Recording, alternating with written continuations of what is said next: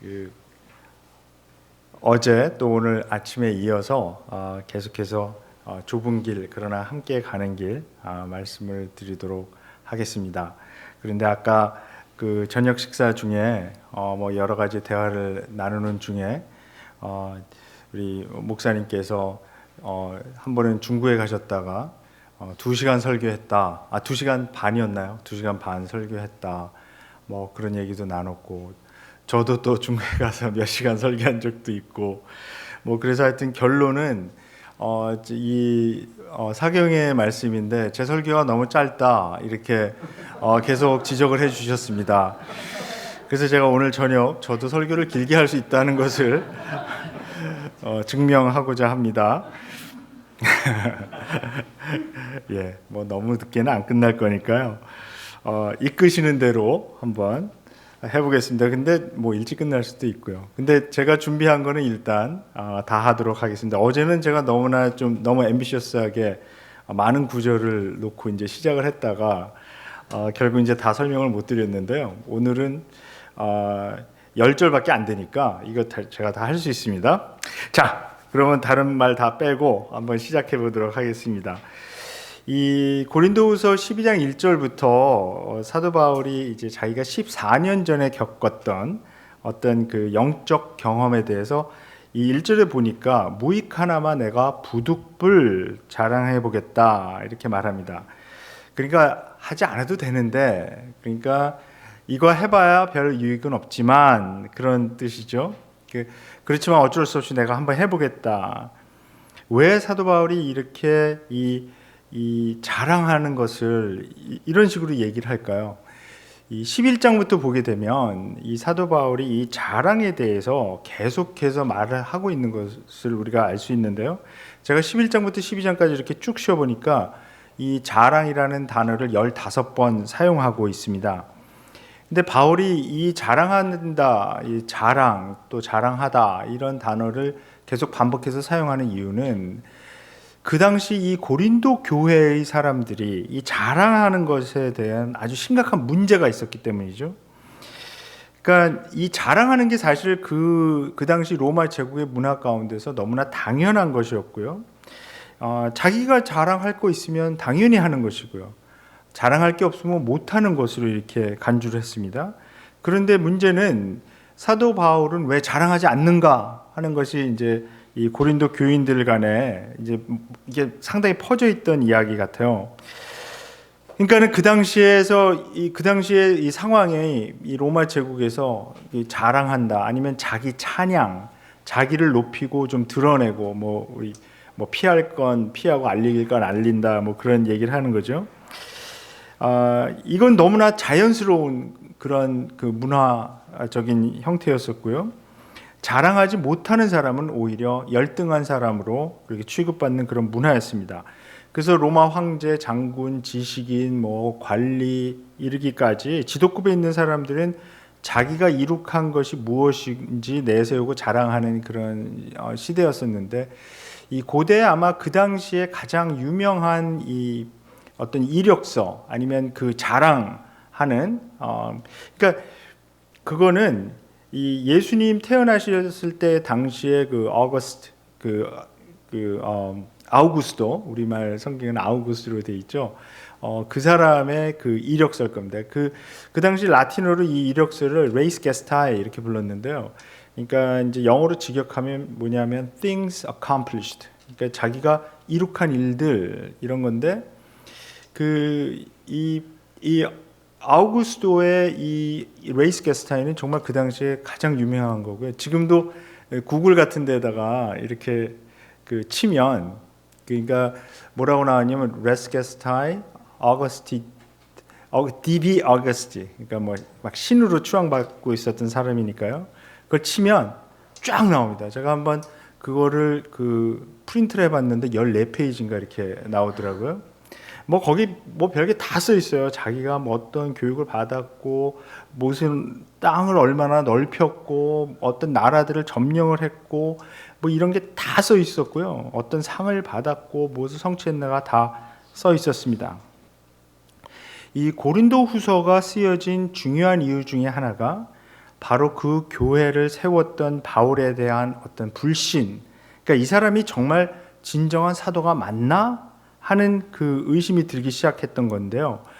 근데 거기에는 여러 가지 이유가 있을 수 있겠지만 오늘 본문과 관계되는 직접적인 이유는 그의 이 이력서 레이스 게스타이가 형편이 없다는 겁니다.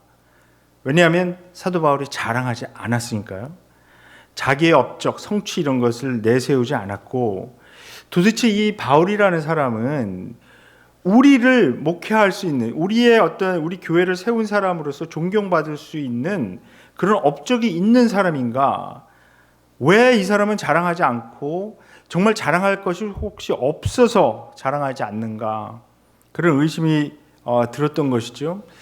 사실 그 빌립보서 3장 첫 부분 같은 데 보면 사도 바울이 자기도 이제 육신에 대해서 얘기해 보자면 자기도 육신의 어떤 그 자신감을 갖는 것에 관해서 자기도 상당히 자기 육신에, 그러니까 자기가 인생에서 살았던 어떤 그 업적 같은 거에 상당히 신뢰할 만하다. 그러면서 이제 쭉 얘기하는 게 나오잖아요. 자기의 어떤 그 가문, 그 베냐민 지파에서부터 나왔고, 그 이스라엘 히브리인 중에 히브리인이고 바리새인이었고 뭐 이런 자랑할 것이 이제 쭉 나는 업적 같은 게 나오는 게 있는데요.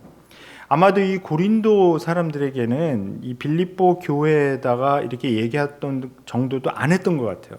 사도 바울이 오히려 자기가 그 육신적으로 내세우고 이렇게 자기가 이때까지 무엇을 이루었고 어떤 출신이고 이런 얘기를 안 했던 것 같습니다. 그러다 보니까 이 고린도 교인들이 사도 바울에 대해서 좀 의심하는 거죠. 이 사람 정말 사도 맞나? 이렇게 형편없는 이력서를 가진 사람이 어떻게 우리의 사도로, 우리의 목회자로, 아니면 우리 이 교회를 창립한 그런 사람으로 우리가 생각해 줄 수 있겠는가? 그런데 이 11장에 보게 되면 사도 바울이 자기도 사실은 자랑할 게 있다, 이러면서 이제 얘기를 하는 그 장면이 나오는데요. 우리 11장 18절부터 한번 보겠습니다. 11장 18절부터 보겠는데 이 부분을 우리가 그 세번역을 한번 제가 읽어보겠습니다. 근데 개역개정 가지고 계시니까 이렇게 눈으로 따라오셔도 되고 아마 이 스크린에 나올 겁니다. 먼저 11장 18절을 보게 되면 사도 바울이 이렇게 말합니다. 많은 사람이 육신의 일을 가지고 자랑하니 나도 자랑해 보겠습니다. 이렇게 시작을 하는데요. 23절로 띄어서 23절에 이렇게 사도 바울이 이야기합니다. 그들이 그리스도의 일꾼입니까? 내가 정신 나간 사람같이 말합니다마는 나는 더욱 그렇습니다. 나는 수고도 더 많이 하고 매도 더 많이 맞고 여러 번 죽을 뻔하였습니다. 제가 쭉 읽어볼게요. 유대 사람들에게서 40에서 하나를 뺀 매를 맞은 것이 5번이요. 그러니까 유대인들은 이제 40, 그 율법적으로 40대 이상은 때리지 마라. 그러니까 39대까지 때리고 이제 중단을 하는 건데요. 이 유대인들은 때릴 때 이 막대기 같은 걸 때렸습니다. 로마인들은 이제 가죽, 채찍 같은 것을 만들어서 때렸고요. 예수님도 이제 그 가죽으로 만든 채찍으로 이제 맞으셨는데 이 때릴 때 그 가죽 그 줄 이렇게 채찍 끝에 쇳덩어리나 아니면은 그 짐승 날카로운 뼈 조각을 달아놔서 이렇게 때리고 이렇게 착 낚아챌 때 살점이 떨어져 나가게 그렇게 했는데, 그러니까 유대 사람들에게서 이 막대기로 막 그 맞은 그게 이제 5번이고 이 채찍으로 이 로마 사람들한테 잡혀서 맞은 게 이제 3번이고, 계속 읽겠습니다. 돌로 맞은 것이 1번이요, 파선을 당한 것이 3번이요, 밤낮 꼬박 하루를 망망한 바다를 떠다녔습니다. 자주 여행하는 동안에는 강물의 위험과 강도의 위험과 동족의 위험과 이방 사람의 위험과 광야의 위험과 바다의 위험과 거짓 형제의 위험을 당하였습니다. 수고와 고역에 시달리고 여러 번 밤을 지새우고 줄이고 목마르고 여러 번 굶고 추위에 떨고 헐벗었습니다. 그 밖의 것은 제쳐놓고서라도 모든 교회를 염려하는 염려가 날마다 내 마음을 누르고 있습니다. 누가 약해지면 나도 약해지지 않겠습니까? 누가 넘어지면 나도 애타지 않겠습니까? 꼭 자랑을 해야 한다면 나는 내 약점들을 자랑하겠습니다. 영원히 찬양을 받으실 주 예수의 아버지 하나님께서 내 말이 거짓말이 아님을 아십니다. 다마스쿠스에서는 아레다 왕의 총리가 나를 잡으려고 다마스쿠스 성을 지키고 있었으나 교우들이 나를 광주리에 담아 성벽의 창문으로 내려주어서 나는 그 손에서 벗어났습니다. 자, 여기서 바울이 무엇을 자랑하고 있는 걸까요? 좀 이상하지 않습니까? 근데 이 부분을 읽으면서 우리가 오해하지 말아야 될 것은 뭐냐 하면, 바울은 지금 내가 다른 사도들, 어떤 다른 일꾼들보다 더 많이 고생했으니까, 복음을 위해서 내가 더 수고 많이 했으니까, 그러니까 내가 진정한 사도다, 내가 그걸 자랑한다, 그런 얘기를 하는 게 아니고요. 사도 바울은 자기가 사도로서 이렇게 고생하고 고역 치르고 막 굶고 그 굶주리고 헐벗고 가는 데마다 막 사고 나고 이걸 자랑하겠다는 거예요. 그 어려움 당한 거를. 그러니까 뭐냐 하면 이 고린도 교인들은 어떻게 생각한 거냐 하면, 사도 바울이 만약에 정말 하나님의 사도라면, 하나님의 능력이 있고 하나님의 은혜를 받은 사람이라면 왜 이렇게 하는 일마다 어려움이 많은가? 왜 그리 삶 속에 어려움이 많느냐 하는 그 점을 막 지적했던 거거든요. 근데 사도 바울은 오히려 그 고린도 교인들이 도저히 이런 것들은 자랑할 수 없다라고 생각한 것을 오히려 반대로 더 자랑하고 있다는 것입니다. 그러니까 고린도인들의 입장에서는 그런 거예요. 바울이 정말 진정한 사도라면 왜 이렇게 힘들게 사나, 이 사람은. 그것도 다른 일 하는 것도 아니고 하나님 일을 하는 사람인데 왜 복은 못 받고 맨날 얻어 터지고 옥에 갇히고 배 타는 배마다 파선하고 강도에게 당하고 자기 동족 유대인들에게 막 잡혀가서 막 돌 맞고 별일이 다 많았다는 거죠. 더군다나 사도 바울이 돌아다니면서 세운 이 교회들이 있었는데 이 교회들이 자꾸 문제가 터져서 그 교회들 염려하면서 항상 이렇게 눌려 지낸다. 사도 바울이 정말 자랑하고 있는 것은 이 30절에 아주 잘 표현이 되어 있습니다. 꼭 자랑을 해야 한다면 나는 내 약점들을 자랑하겠습니다. 그러니까 바울은 고린도 교인들이 바울이 절대 예수 그리스도의 사도가 될 수 없는 이유로 생각하는 것들, 그러니까 사도 바울의 그 삶에 있었던 약점들, 약한 것들, 이런 것들을 오히려 더 내세우면서 더 자랑하겠다, 이렇게 말하고 있는 거죠. 그러니까 여기에 사용하는 수사은 분명히 아이러니입니다. 아이러니인데 특히 32절부터 33절에 나오는 이야기가 굉장히 충격적입니다. 이 이야기는 이건 자랑거리가 절대 될 수 없는 것이고요. 그 당시 문화에서 이거는 정말 숨겨야 되는 치욕적인 사건이었습니다. 이 광주리에 숨어서 도망치는 것은 이 파워가 있는 사람이 할 짓은 아니죠. 이 탈출 이야기는 사실 사도 바울이 했던 사역의 어떤 패러다임을 보여주는 것인데요. 그 당시 이 로마 제국에서는 코로나 무랄리스라는 그 관이 있는데 이걸 직역하면 뭐냐면 그 월 크라운이에요. 벽관. 그러니까 코로나 무랄리스는 이게 벽을 의미하는 거니까요. 그래서 이 코로나 무랄리스를 이 금으로 만들어서 제가 이게 사진을 보여드렸으면 좋았는데 제가 깜빡이니까 안 보냈어요, 사진을. 근데 이게 그 관으로 이렇게 만들었는데 이 고대 이 성 모양을 이 관 위에다가 이렇게 만들어놨어요. 그래서 그거를 이제 어떤 사람이 받는 거냐 하면, 이제 어떤 이제 도시 국가들 사이에서 이제 전쟁이 일어났을 경우에, 예를 들어서 고린도 성을 어떤 이제 적군이 공격을 한다는 거죠. 옛날에는 그 성을 이렇게 만들어 놓고 이 높이 만들어 놓지 않습니까? 그러면은 이 적군이 공격을 하게 되면 누군가가 이 벽을 타고 올라가서, 그래서 이제 사다리 같은 것을 막 놓고 막 올라가잖아요. 그러면 위에서는 못 올라오게 하려고 막 거기다 활을 쏘고 막 돌을 던지기도 하고 막 뜨거운 물을 막 붓기도 하고 막 이렇게 하면서 창을 던지고 그래서 못 올라가게 하는데, 공격하는 이 군인 중에서 가장 용감한 군인이 가장 먼저 죽지 않고 거기 올라가서 가장 먼저 거기를 올라가서 그 침투에 성공한, 그리고 마지막으로는 살아남아야 되겠죠. 그리고 거기에 올라가서 적군들하고 막 싸우고 그래갖고 결국은 이제 안에 들어가든가 해서 성문을 열어 제끼고, 그러니까 굉장히 공을 세운 사람에게, 그러니까 가장 먼저 이 벽을 타고 올라가서 적군에게 침투에 들어가는 것을 성공한 군인에게 주는 아주 영예로운 그런 상이었습니다. 그러니까 군인이 받을 수 있는 가장 영예로운 그런 상 중에 하나였었고요. 금으로 만들어진 아주 멋진 관이었기 때문에 당시 모든 부모들은 자기 아들이 이런 영광의 주인공이 되길 원했습니다. 그런데 바울의 이야기는 뭡니까? 바울은 의도적으로 지금 막 자기 약점들을 자랑하겠다라고 막 그렇게 얘기한 다음에 32절과 33절에 보면 이 이야기의 클라이맥스를 지금 던져주고 있는 거죠. 뭐냐 하면 코로나 무랄리스 그 이야기를 거꾸로 뒤집는, 그러니까 성벽을 올라가는 것이 아니라 거기에 정말 모양 빠지게 광주리에 숨어서 내려오는 거예요. 도망가려고.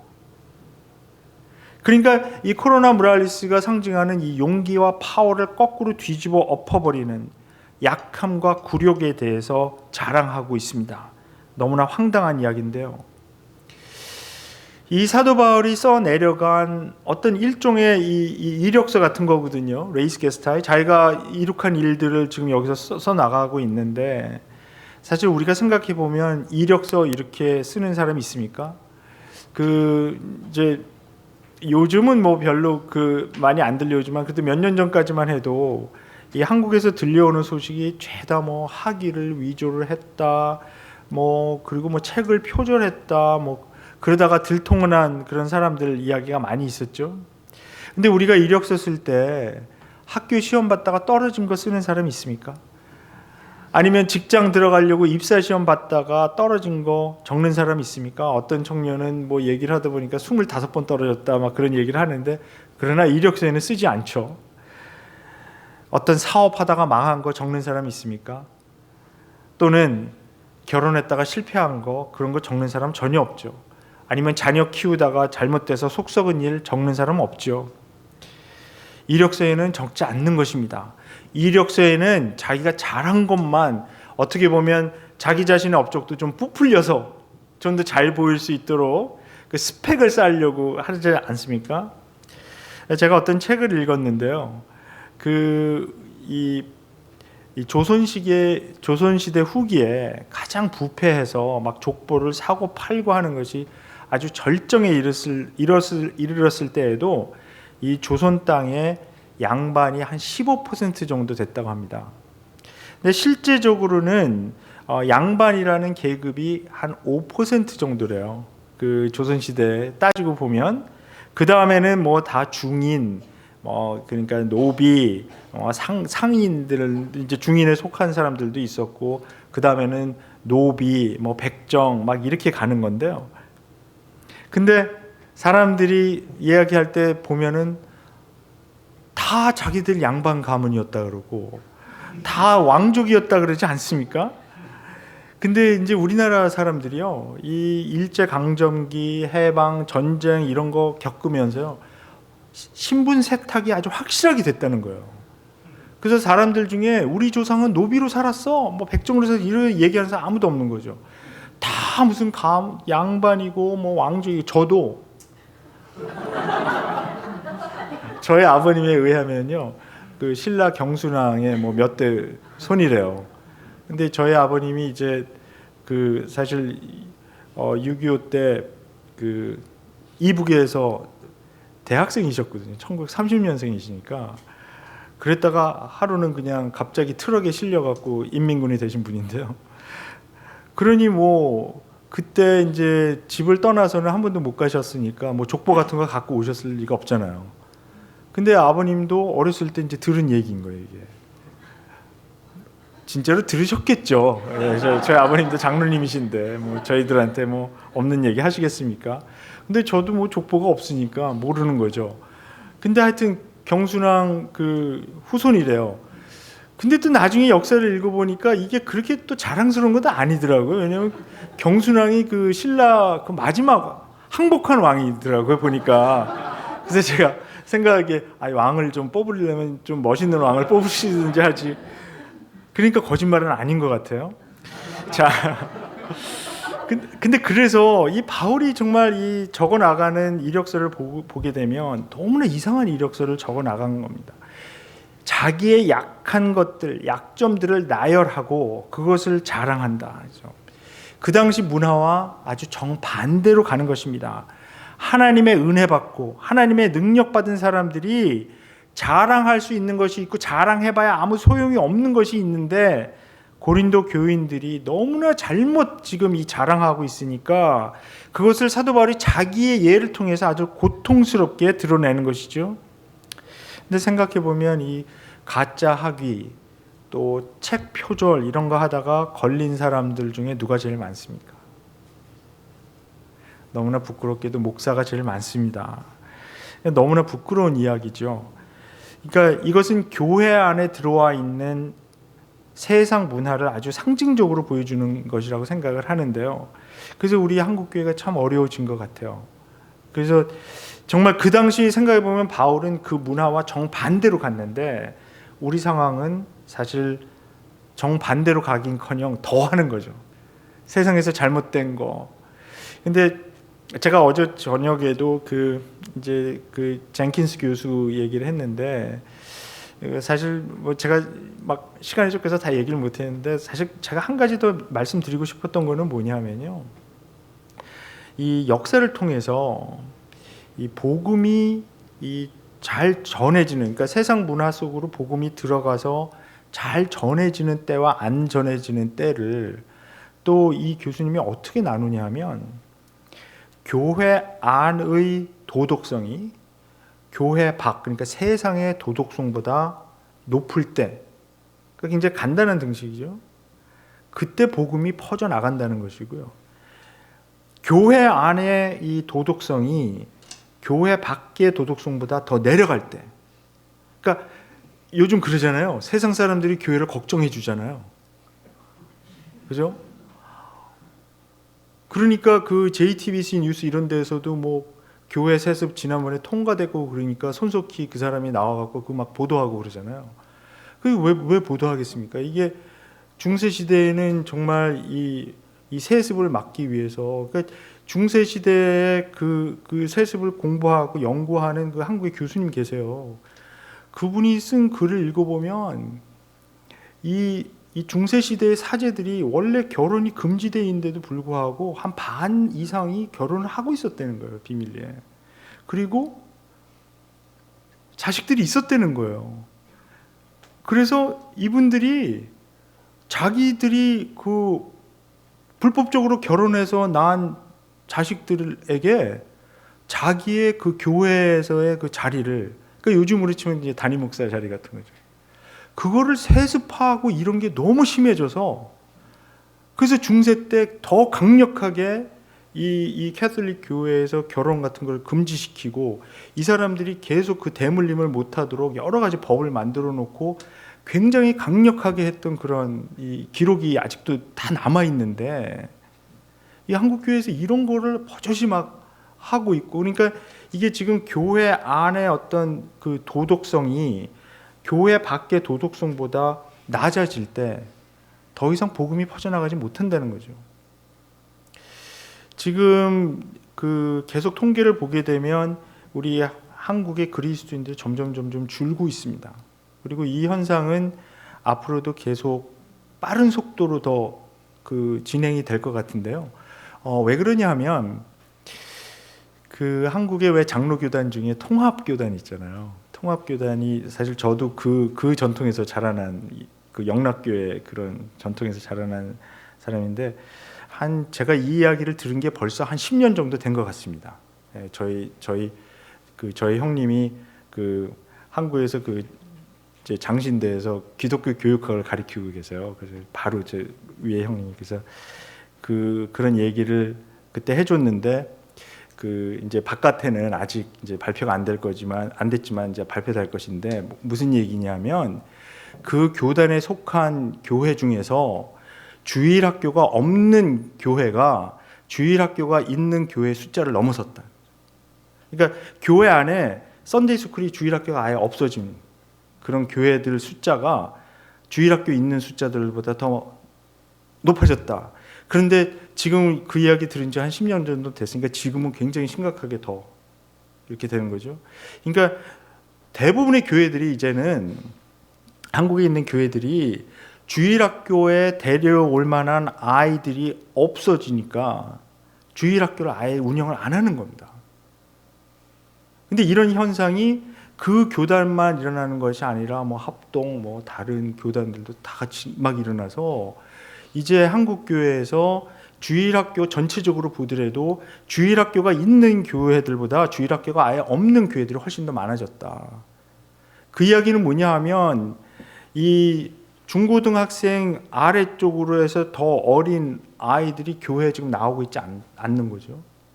그러니까 실제로는 부모들은 교회에 나오더라도 주일날 아이들을 교회에 데리고 나오는 것 자체가 굉장한 신앙을 가진 것처럼 지금 그렇게 간주되는 시대에 살고 있고요. 근데 그 이유가 학원에 일요일날 그렇게 좋은 코र्스가 많대요. 그래서 이제 그 애들 교회 가는 것보다 일단 거기 학원에 보내야 되는데 이제 그렇게 생각들을 많이 하시고, 그리고 이제 그 아이들한테 그렇게 가르치는 거죠. 이제 교회는 나가야 되는데 예수님은 믿어야 되는데 일단 대학 가고 급한 거 일단 해결하고 중요한 거 해결하고. 그런데 아이들이 바보가 아니죠. 그 대학 가서 자기 선택권이 생겼을 때 그 교회를 다시 돌아간다든지 하는 이런 일을 안 하죠. 그래서 제가 2012년도 맞을 거예요. 2012년도에 그 선교 한국이라는 곳에 갔었는데, 그때 이제 그 집회가 시작하기 전에 이제 선교 한국이라는 그 집회가 각 한국의 이제 캠퍼스 그 선교하는 단체들 뭐 각 선교 단체들 모여서 이제 같이 연합을 하는 거기 때문에 거기에 이제 그 리더들이 모여서 집회 전에 이제 같이 회의를 했습니다. 그래서 저는 그냥 가서 이제 참여를 했는데요. 거기서 그렇게 보고를 하더라고요. 이제는 한국의 대학생들 중에서 예수를 믿는 사람, 그 예수를 믿는 학생들의 퍼센티지를 1% 정도로 봐야 된다. 그 전까지만 해도 뭐 3%, 4%뭐 이렇게 생각해 그렇게 얘기를 해서 깜짝 놀란 적이 있었는데 이제는 1%를 봐야 되는데 지금 그게 그러고선도 한 7년 지났으니까요. 아마 지금은 더 심각해졌을 거예요. 1% 미만으로 봐야 될 것이라고 생각을 합니다. 그러니까 지금 대학생들 그 나이 또래부터 그 밑에 쪽은 지금 그 교회에서 지금 아이들이 많이 사라졌고요. 그 청년층, 한국에서 소위 이야기하는 청년층, 거기도 굉장히 심각한 것 같아요. 그동안에 제가 그 한 10여 년 동안 그 코스타 지금 거기에 인볼브 돼 있는데요. 지금은 전에는 이제 뭐 유학 오고 그러면은 그 믿는 친구들이 상당히 많이 있었는데 찾기 굉장히 힘들게 되는 그런. 그러니까 대학을 졸업한 청년층, 30대기 전에 그 층에서도 이제 잘 믿는 청년들 찾기 힘들어진 거고요. 그러니까 점점 옅어지는 거죠. 그러니까 한국 교회도 이제 점점 고령화되는 것이고, 그렇게 되면 이게 세월이 점점 지나면 이 복음은 더 이상 퍼지지 않고, 그렇게 되면 너무나 좀 절망적으로 우리가 생각이 자꾸 돼가고 있는데요. 우리 상황이 왜 이렇게 되었나 생각해 보면, 저는 그 젠킨스 교수의 그 책에서 나온 그 도덕성 테스트를 놓고 보면 이 문제는 어떻게 보면 너무나 당연한, 그러니까 이 교회 안의 도덕성이 교회 밖의 도덕성보다 훨씬 내려가 있는 상태가 되니까 복음이 더 이상 능력 있게 퍼져나가지 못하는 그런 현상이 일어나는 거죠. 이 고린도 교회의 문제도 사실 같은 것이라고 생각을 합니다. 왜냐하면 이분들이 예수 그리스도를 믿고 그 구원을 받았다라고 자기들은 생각을 했는데, 사도 바울이 보기에는 이 고린도 교회에는 너무나 많은 고린도가 들어와 있는 거예요. 이 사람들이 고린도라는 시에 살고 있는 게 문제가 아니라 너무나 많은 고린도가 교회 안에 들어와 있어서 사도 바울이 그렇게 표현하죠. 4장, 고린도후서 4장에서 이 세상의 신이 그들의 눈을 어둡게 하여 진리를 보지 못하게 하고 있다. 그러니까 이 세상의 신적인 그 파워들이, 그 세력들이 이 사람들을 장님으로 만들어서 영적인 진리를 보지 못하게 하고 있다. 그렇게 얘기를 하는 거죠. 자, 그런데 12장 1절부터 사도 바울이 또 이 자랑의 문제를 이제 구체적으로 다루기 시작하는데요. 무익하나마 부득불 주의 환상과 계시. 그러니까 내가 자랑을 지금 하겠는데 지금부터 나오는 내용은 주의 환상과 계시다. 이거는 고린도 교인들이 그토록 듣고 싶어하는 어떤 영적인 경험에 관한 것이기 때문에 아마도 이 고린도 교인들 가운데는 그럼 그렇지, 이제 본론이 나오는구나, 이제는 서론이었고, 이렇게 생각했을 것입니다. 사도 바울이 14년 전에 이 셋째 하늘에 가서 엄청난 경험을 했다고 말하고 있습니다. 이 사도 바울이 이야기하고 있는 이 14년 전에 그 주의 환상과 계시는 이 고린도 교인들이 이 바울을 진정한 사도로서 인정할 수 있는 아주 중요한 근거가 될 것입니다. 그런데 이 본문을 읽어나가다 보면 바울은 그 경험 자체를 자랑하고 싶은 것이 아닙니다. 6절을 보십시오. 6절이 아주 잘 보여주고 있는데요. 자기는 엄청난 것을 듣고 보았는데 이 전체 경험을 바울은 제3자의 입장에서 이야기하고 있죠. 또 내가 몸 안에 있었는지 몸 밖에 있었는지 나는 모르겠다. 오직 하나님만이 아신다. 그 사람에 대해서는 자랑하려고 하지만 자기 자신에 대해서는 오직 약점만을 자랑하겠다라고 말하고 있습니다. 이것은 정말 사도 바울이 줄타기하는 정말 절묘한 수사법인데요. 뭐냐면 자기가 분명히 사도로서의 자격이 있는 것은 분명하지만 그러나 그걸 자랑하지는 않겠다. 다른 말로 하면 주의 멋진 환상과 계시로 나의 사도권의 기반을 삼지는 않겠다. 이것을 밝히고 있는 것입니다. 오히려 사도 바울이 이야기하는 것은 내게서 보거나 들은 것 이상으로 사람들이 나를 평가할까 봐 두려워서 그 주의 환상과 계시에 대해서는 내가 직접 자랑하지 않겠다. 근데 이 말씀을 보면 참 어떻게 보면 조금 안타까운 면이 있어요. 왜냐하면 사도 바울이 정말 자기가 셋째 하늘에 갔다 왔다. 그리고 하나님으로부터 정말 말로 표현할 수 없는, 말해서도 안 되고 하는 그런 어떤 영적 비밀을 들었다면 이것은 고린도 교인들 같이 이렇게 교만한 사람들이 이 사람은 정말 영적인 사람이구나, 대단한 사람이구나. 셋째 하늘에 갔다 왔다는 얘기는 뭐냐면 하나님을 직접 뵙고 왔다는 거니까요. 대단한 사람 아니면 할 수 없는 거거든요. 하나님이 그 사람의 삶을 인정하고 확증해 준 것을 의미했으니까 우리 사도로서 이 바울은 정말 문제가 없는 사람이었구나, 그렇게 인정을 할 수가 있는데요. 사도 바울은 그런 쉬운 방식으로 사도로서 자기는 인정받지 않겠다. 왜 그렇습니까? 사도 바울이 여기서 이야기하는 이유는, 이렇게 이야기하는 이유는 십자가가, 그리스도의 십자가가 그런 인간적인 방법을 다 뒤집어 엎어버렸기 때문에. 사도 바울이 지금 여기서 이야기하고 있는 것은 뭐냐 하면 정말 사도로서 인정받으려면 사도 바울의 행동과 말 안에 십자가가 보이는가, 그것이 중요하다는 것입니다. 왜냐하면 그 십자가가 무엇을 자랑할 수 있고 자랑해 봐야 쓸데없게 된 것을 이제 완전히 분명하게 갈라놓았기 때문에 십자가의 관점에서 볼 때 무엇을 자랑할 수 있는가, 무엇을 자랑해봐야 아무 소용이 없는가, 이게 너무나 분명해졌다는 것이죠. 십자가에서 약하게 나타나신 그리스도를 믿는다면 우리가 자랑할 수 있는 것은 약함밖에 없다는 것입니다. 약점들, 세상에서 우리를 우습게 생각하려고 하는 것들, 인정하려 들지 않는 것들, 그것들 밖에는 우리가 자랑할 게 없어졌다. 사도 바울의 삶에서 십자가에서 보여줬던 그 약함이 보이는가? 그의 행동에서, 그의 말에서 그리스도의 십자가에서 보았던 그 약함들이 정말 보이는가? 그것을 보고 이 고린도 교인들에게 말하는 거죠. 정말 그런 게 보였다면 나를 사도로 인정해라. 우리는 어떻습니까? 우리들의 삶에 그 약함들이 보입니까? 아니면 세상에서 인정하고 또 세상에서 자랑하던 것들을 교회까지 끌고 들어와서 계속 자랑하고 있는가? 질문해야 합니다. 이 고린도시는 고대의 이 영적인 걸로 굉장히 유명한 도시였었습니다. 이 고린도에서 얼마 떨어지지 않은 곳에 이제 델파이라는 그 산이 있는데요. 진짜 여기는 고대의 영산이라고 부르는. 저도 이제 그동안에 몇 번 가봤는데 그 옛날 분들이 이 산에 올라가서 딱 보면 명당 자리다 막 이런 걸 하시잖아요. 그 풍수지리 그 펑슈이 하는 그거.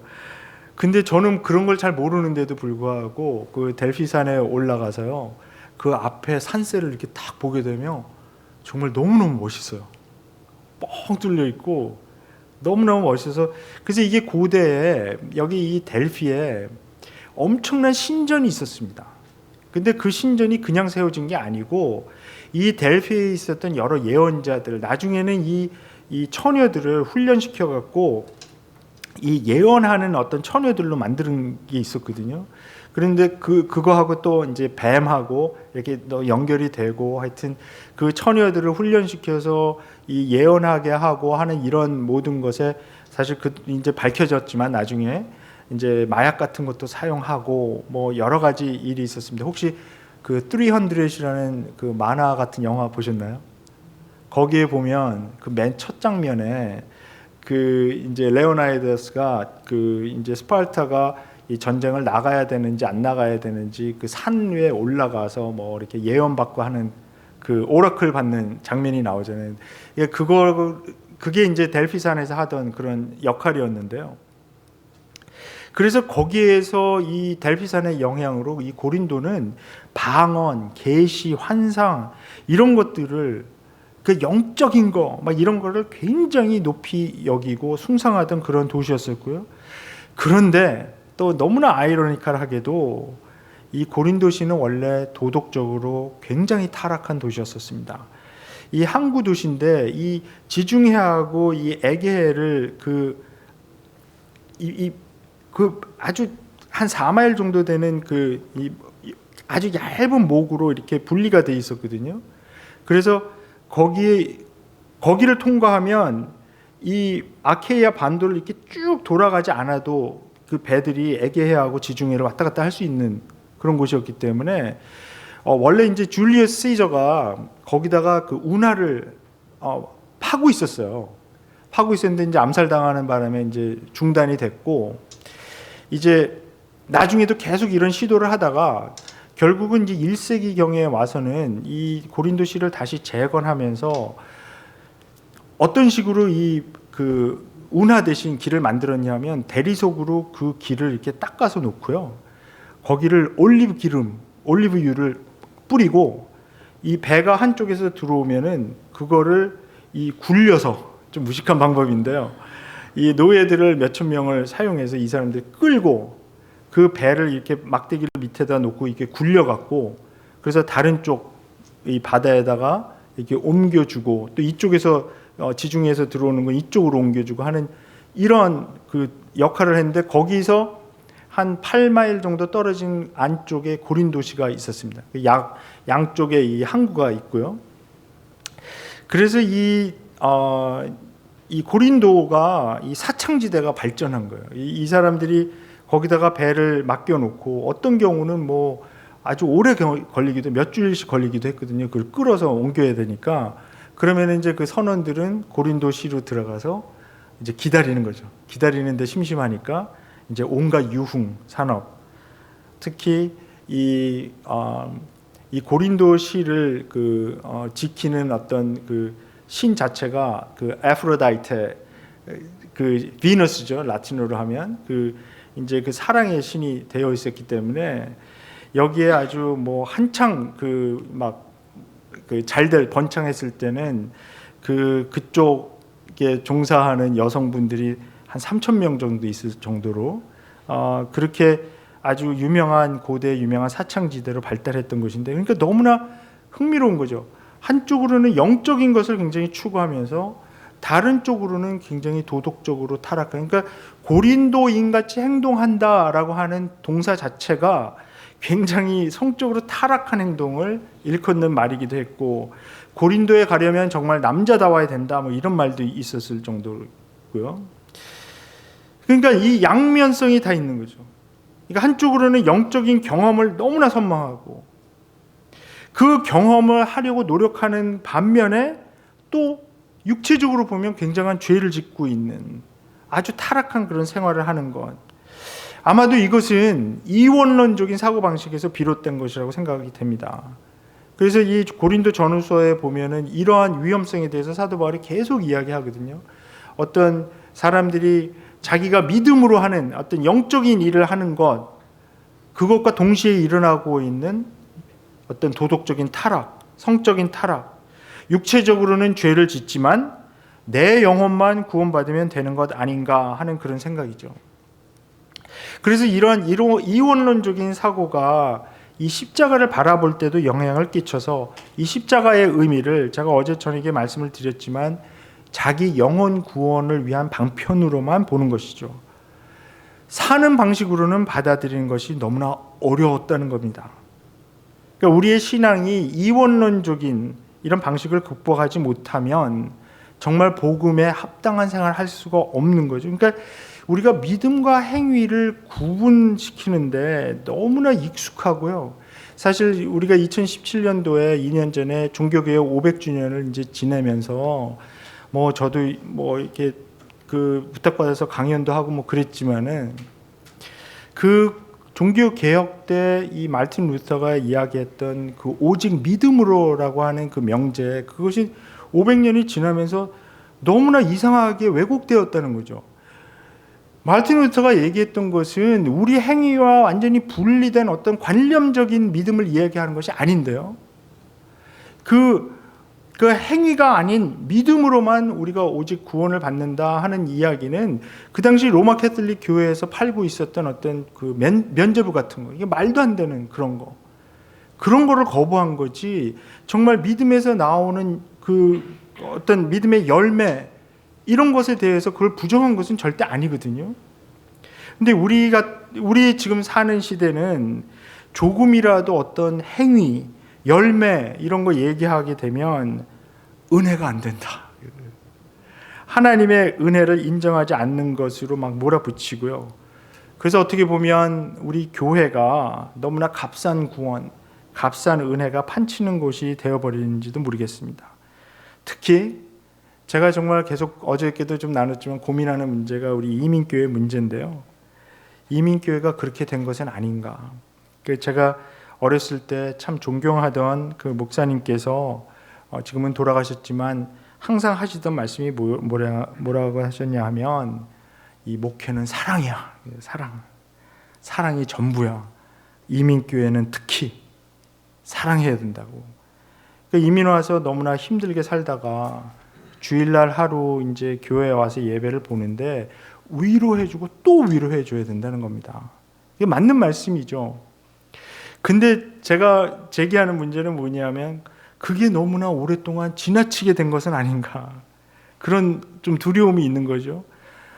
그러니까 마치 베이비시팅 하는 교회가 그냥 베이비시팅 하는 것 같이 되니까 세상 나가서는 바깥에 나가서는 성인으로 살다가 갑자기 교회만 오면 갑자기 베이비가 돼버리는. 그러니까 교회에 와서 막 투정 부리고 그래도 봐줘야 되는 거 아닌가 하는 생각이 많이 있었다는 거죠. 그러니까 사실 우리가 생각해 보면 이렇습니다. 한국에서는 그 상당한 지위를 누리고 그렇게 살다가 이제 갑자기 미국에 와서 너무나 힘들게 됐잖아요. 힘든 일을 하게 되었는데 그 주일날 하루만큼은 아주 양복을 멋지게 차려입고 와서 대접을 받으려고 하는데 그게 잘못된 것은 절대 아니죠. 그러니까 대접해주고 위로해주고 사랑해주면 언젠가 믿음이 생기고 또 성숙해져서 다른 사람을 섬기기 시작하겠지. 그런 믿음을 갖고 한 건데 근데 잘 안 된 것 같아요. 너무나 안타깝게도. 저랑 아주 비슷한 때 이민은 제 그 친구가 하나 있었는데요. 이 아버님께서 그 한국의 명문대학의 영문과 교수님이셨어요. 그런데 그 친구의 얘기를 들어보면 미국에 이민 오는 그 순간 그 LA 공항을 LAX라 그러잖아요. LAX 거기에서 이 아버님의 영어가 안 통한다는 것이 온 가족 앞에서 이제 드러나게 된 거죠. 거기서 막 땀을 흘리시고, 이 가족들에게 너무 큰 충격이어서, 우리 아버지가 영문과 교수님인데 이게 왜 영어가 안 되지? 막 이러면서, 그래서 그 가족에게는 이 아버님이 영문과 교수였다는 사실은 절대로 말하면 안 되는 이 가족의 비밀이 됐는데요. 결국 이분이 이제, 저도 항상 참 좋으신 분인데, 그 세탁소를 이제 운영하시다가 은퇴를 하셨어요. 근데 주일 하루만큼은 좀 존경받기 원하셔서 그 세탁소에서 또 얼마나 잘 다리시니까 빳빳하게 딱 다려서 멋있게 입고 교회를 갔는데, 근데 그것도 이제 뜻대로 잘 안 되는 겁니다. 왜 그런지 아십니까? 장로 선거에서 계속 떨어지는 거예요, 아버님이. 그래서 이제 그 교회가 좀 큰 교회였기 때문에 이게 이 장로 선거에서 되는 게 굉장히 힘들어요. 그래서 결국 이제 이상한 현상까지 나중에 다 빚어졌어요. 팥죽도 돌아다니고요. 거기 이름표도 써 있어요. 누가 보내는 팥죽이다 그래갖고 교육부에 쫙 돌기도 하고, 뭐 떡도 돌고요. 선거철이 되면 막 난리가 납니다. 근데 막 그랬는데 결국 이제 안 되셨어요. 그래서 그냥 은퇴를 하셨는데요.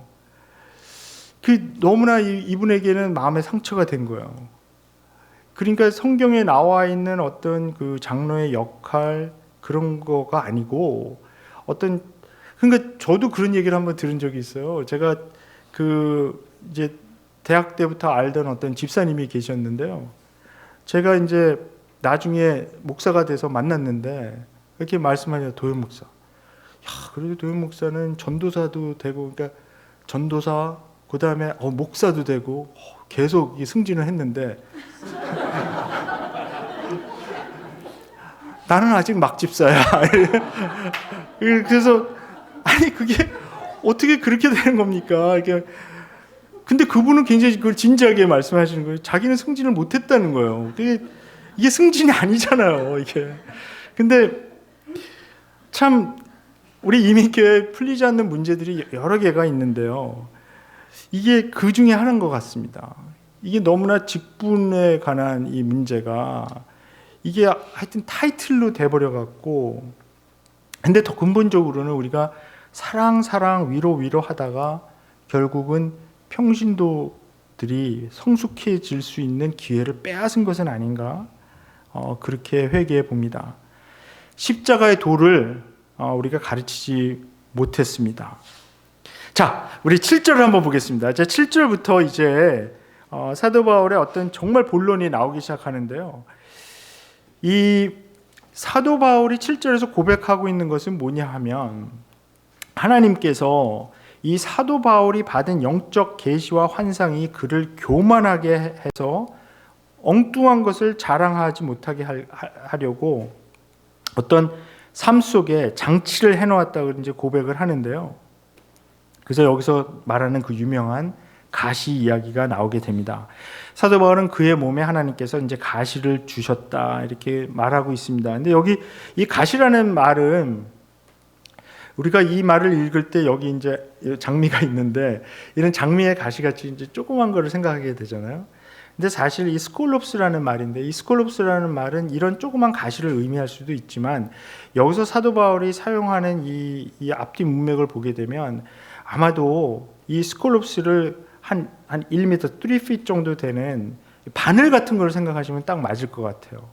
그러니까 한쪽이 아주 뾰족한 바늘같이, 그러니까 금속으로 만들 수도 있고 나무를 아주 이게 잘 깎아서 만들 수도 있는데, 끝이 뾰족하게 되어 있기 때문에 이것을 몸에 이렇게 찌르면 굉장히 그 고통을 느끼게 되는 거죠. 근데 사도 바울이 사용하는 이 문구가 뭐냐면, 이게 몸에 주어졌다. 그러니까 단순히 한번 찌르고 이렇게 나가는 것이 아니라 계속 이거가 이 스콜롭스가, 이 가시가 몸에 지니고 다녔다는 거죠.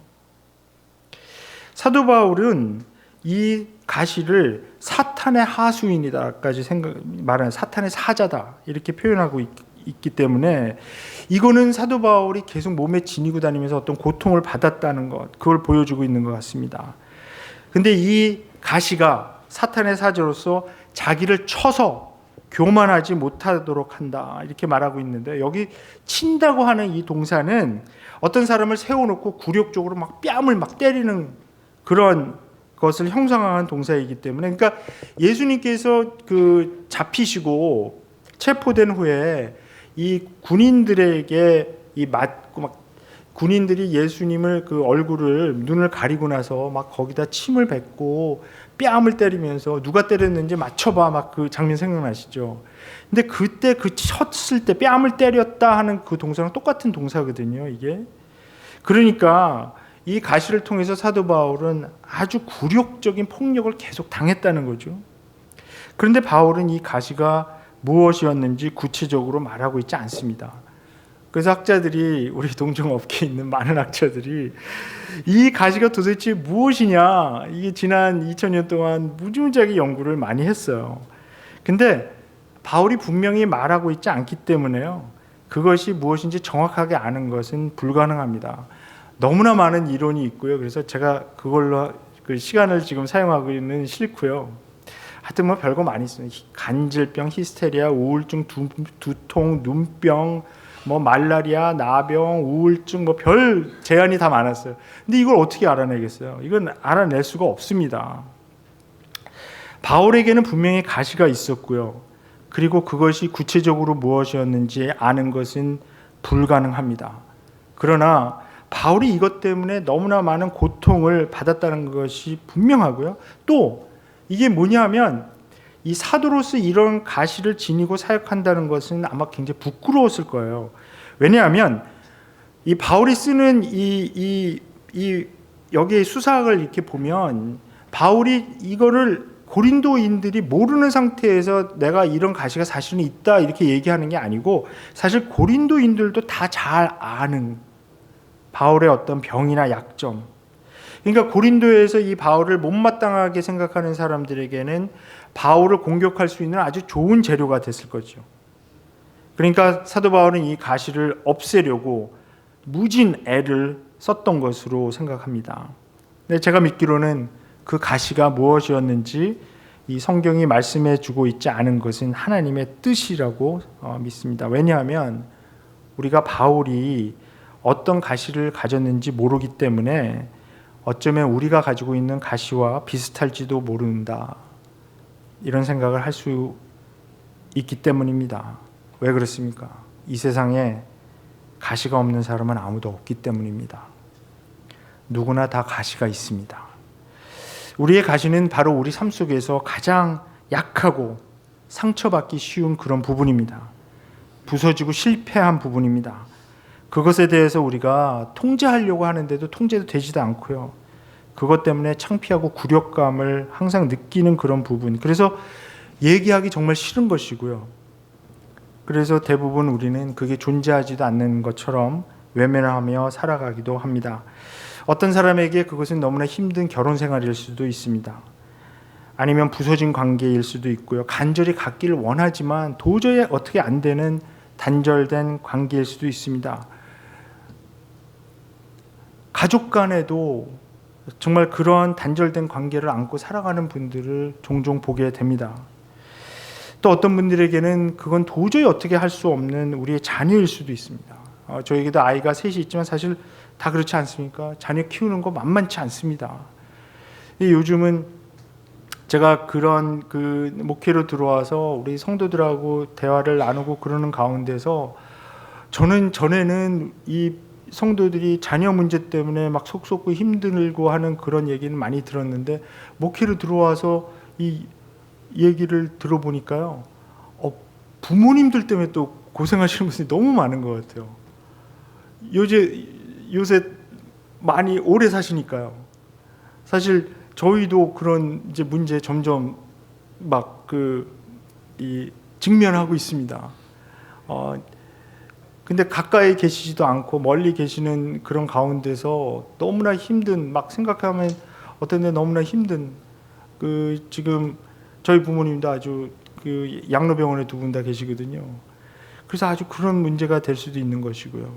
어떤 분들에게는 그게 육체적인 불구일 수도 있고 자기가 겪고 있는 것일 수도 있고 가족 중에 겪고 있는 것일 수도 있습니다. 어떤 분들에게는 그게 자기가 잡혀 있는 중독이 될 수도 있고요. 충족되지 못한 어떤 야심이나 욕구일 수도 있습니다. 또 어떤 분들에게는 정말 목숨을 걸고 싸우고 있는 우울증이 될 수도 있고요. 헤어나기 힘든 패배감, 또 어떤 분들에게는 이 온 우주에 나 혼자밖에 없다는 깊은 외로움일 수도 있습니다. 제가 뭐 이런 얘기 하자면 끝이 없겠습니다. 그러나 분명한 것은 뭐냐 하면 우리들 삶 속에 가시 하나쯤은 다 있습니다. 그리고 이 세상에 그 가시를 자기가 좋아서 선택한 사람은 아무도 없다는 것입니다. 제가 이 책을 어떤 책이 하나가 있는데 이 책을 읽으면서 정말 이 마음이 막 흔들렸던 그런 책이 하나가 있는데요. 이 크레이그 바운스라는 분이 쓴 Searching for Home이라는 책입니다. 이 책에서 저자는 이 자기 삶의 가시에 대해서 감동적이지만 아주 고통스럽게 이야기하고 있는데요. 그 이야기는 어느 화창한 날 이제 플로리다에서 거행된 자기 아버지의 장례식으로부터 시작이 됩니다. 이 아버지가 목사님이셨어요. 뉴욕 롱아일랜드 있죠. 거기에 작은 침례 교회에서 심호하던 중에 이 아버지는 자기가 심호하던 교회하고 자기 결혼 생활이 같이 무너지는 것을 느끼고 갑자기 두 아들과 아내를 놔두고 사라집니다. 아직 청소년이었던 이 저자와 그의 가족들은 향후 30여 년 동안 이 아버지를 찾으려고 계속 추적하는데 번번이 실패하고 맙니다. 그리고 2000년도 추수감사절날 아침에 크레이그 바운스는 그 전화 한 통을 받게 되는데요. 아버지의 사망 소식이었습니다. 아버지는 알아보니까 이 조그만 트레일러 홈을 하나 장만해서요. 미국을 전전하고 돌아다니고 혼자 살다가 조용히 숨을 거두고 말았습니다. 그리고 마지막으로 알고 지내던 사람에게 전화번호를 주면서 내가 만약에 죽거든 내 아들에게 연락을 해달라. 이러고서는 정말 돌아가신 거예요. 그래서 이 저자가 자기 동생하고 그 쓸쓸한 장례식에 참석했고요. 그리고 이제 아버지가 남겨놓은 소지품들을 정리하게 되는데 거기서 뭘 발견하게 되냐면 까만 가죽 수첩을 하나 발견하게 돼요. 그러니까 보니까 이게 아버지가 평생 쓰던 어떤 기도 수첩 같은 겁니다. 그래서 이렇게 열어보니까 아버지가 돌아가시던 날 아침에도 자기와 자기 동생을 위해서 이렇게 기도한 것을 발견하게 됐고 이렇게 쭉 보니까 아버지가 거의 매일 자기 가족을 위해서 계속 기도해 온 것을 이제 보게 됩니다. 제가 거기까지 읽었을 때 이 저자가 그래도 아버지가 그렇게 없어졌지만 자기를 위해서 계속 기도했으니까 하나님께 감사했다 뭐 이런 내용이 쓰여질 줄 알았더니 그 아니고 정반대였어요. 이 저자가 이 크레이그 바운스가 막 분노가 올라오면서 그 페이지를 하나하나 넘길 때 그동안에 30여 년 동안의 아픈 기억들이 하나하나 되살아나는 고통을 경험했다는 겁니다. 너무나 힘든 그런 상황을 이야기합니다. 그리고 나서 이렇게 써요.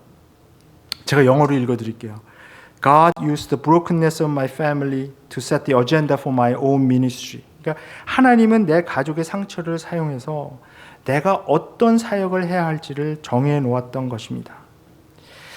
제가 이 책을 읽었을 때 너무나 마음에 깊은 고통을 저도 경험을 했습니다. 왜냐하면 이런 이야기가 바로 저의 이야기가 될 수도 있었기 때문이죠. 그가 솔직하게 이 브로큰네스를 자기의 브로큰네스, 자기 패밀리 안에 있었던 비밀, 이 브로큰네스를 드러내었을 때 너무나 고통스러웠지만 이런 것을 책으로 써서 그냥 밝히고 나가는 이게 치유의 과정이기도 했다고 생각합니다. 자, 바울이 자기의 이 부끄럽고 고통스러운 이야기, 이 가시 이야기, 코로나 모랄리스 이야기 이런 이야기들을 하는 것은 아마도 같은 이유라고 생각을 합니다. 이 바울이 세운 이 교회의 교인들이 언젠가부터 바울을 깔보기 시작했고요.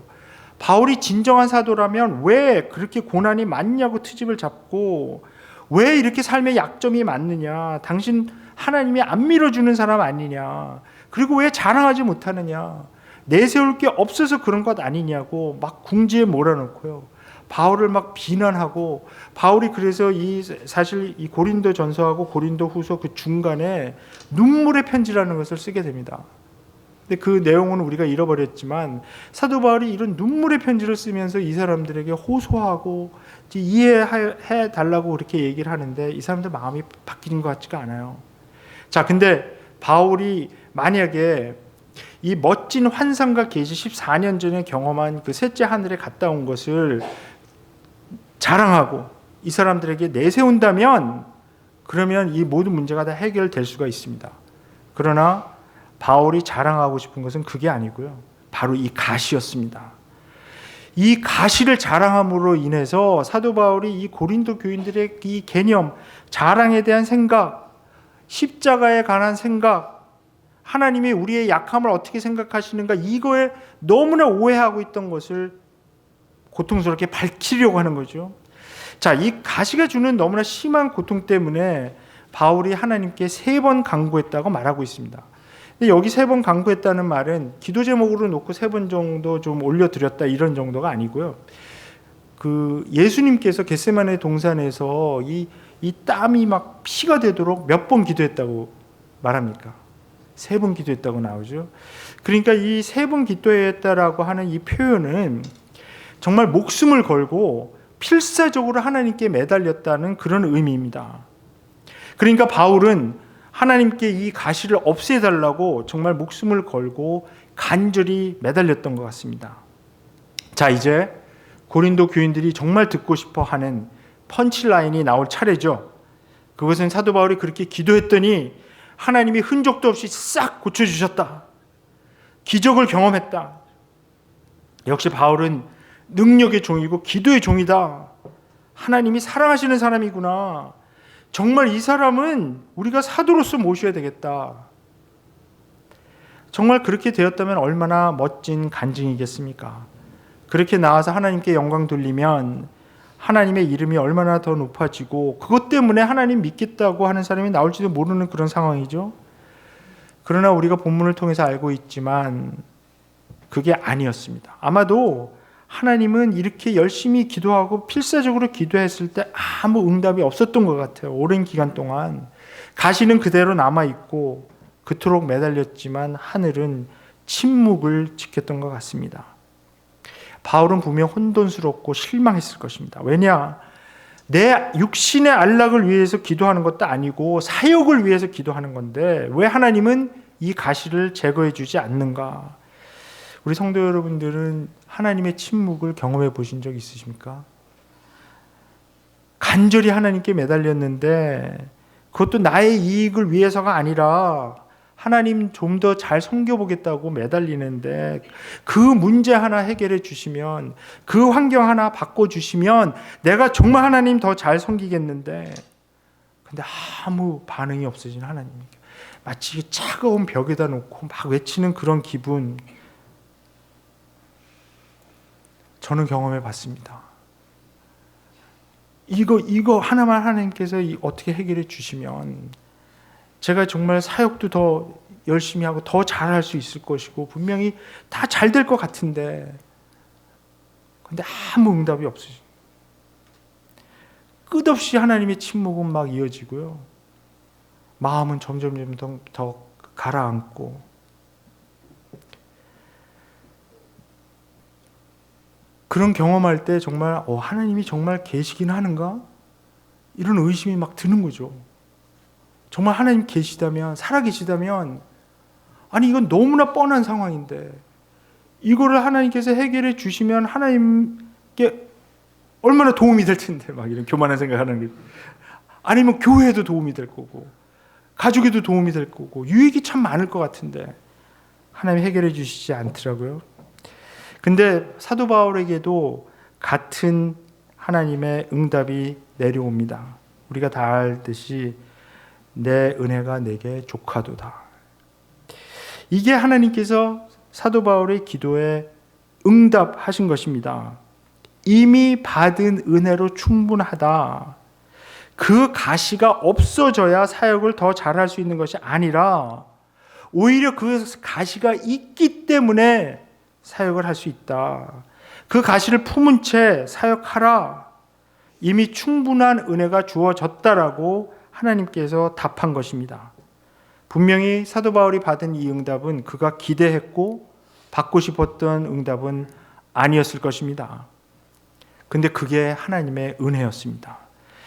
이 은혜는 정말 우리가 이해할 수 없는 하나님의 비이성적인 사랑입니다. 그리고 그 은혜가 우리 삶에 사실 있다가 없어지고 그러는 것이 아니라 우리가 모를 뿐이지 계속 우리 삶 안에 녹아 있는 것이죠. 사실 우리 삶에 경험하는 하나님의 능력, 하나님의 임재, 하나님의 좋으심, 이게 전부 다 하나님의 은혜인데요. 끊임없이 우리에게 같이 있어서 우리를 지탱해 주시고 사실 우리가 살아나가도록 하는 것인데, 우리는 사실 굉장히, 그러니까 우리가 은혜를 뭐 더 받지 말자 그런 얘기를 하는 게 아니고요. 하나님께서 보시는 것은 이미 받은 은혜로 족하고 충분하기 때문에, sufficient 하기 때문에 우리 환경이 뭐가 바뀌고 어떤 우리 가시가 없어지고 우리의 약점이 해결되고 그래야만, 그런 조건이 충족돼야만 우리가 어떤 사역을 할 수 있다는 것이 아니라는 것이죠. 사도 바울이 여기서 지금 이야기하는 것이 바로 그것입니다. 사도 바울의 약함 때문에 오히려 사도 바울이 그 사역을 할 수 있다라는 것입니다.